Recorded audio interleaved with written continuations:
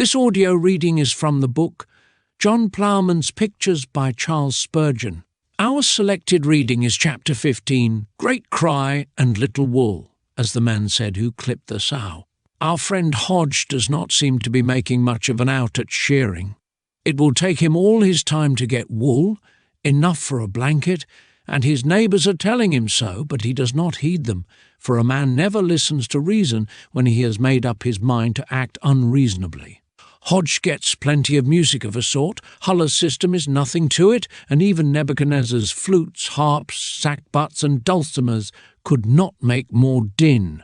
He gets cry enough to stock a Babylon of babies, but not wool enough to stop his ears with. Now, is not this very like the world with its notions of pleasure?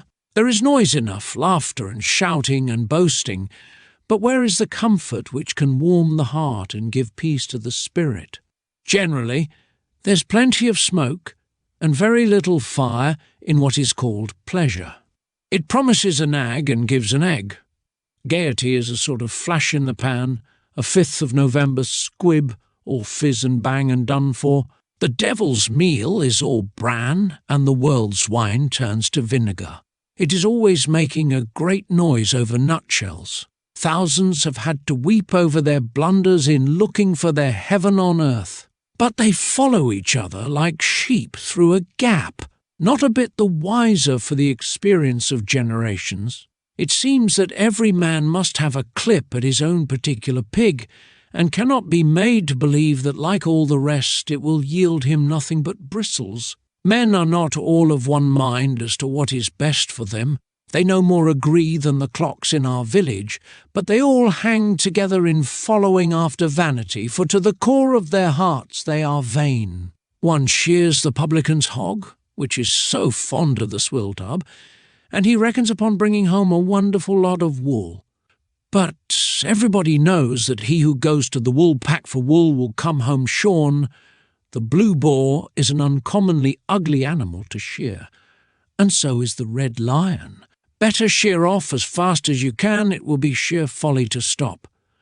You may loaf about the tap of the half-moon till you get the full moon in your noddle. And need a keeper?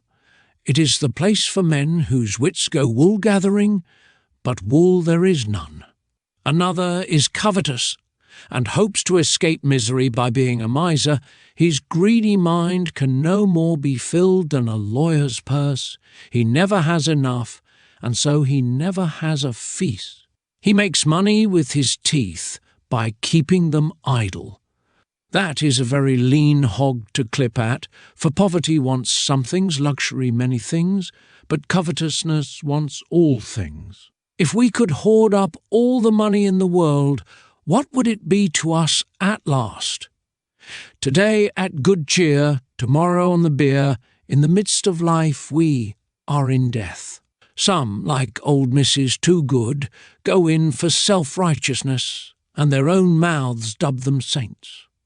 They are the pink of perfection, the cream of creation, the gems of their generation. And yet a sensible man would not live in the same house with them for all the money you could count. They are saints abroad, but ask their maids what they are at home. Great cry and little wool is common enough in religion. You will find that those who crack themselves up are generally cracked, and those who despise their neighbours come to be despised themselves. Many try wickedness, and run into bad company, and rake the kennels of vice.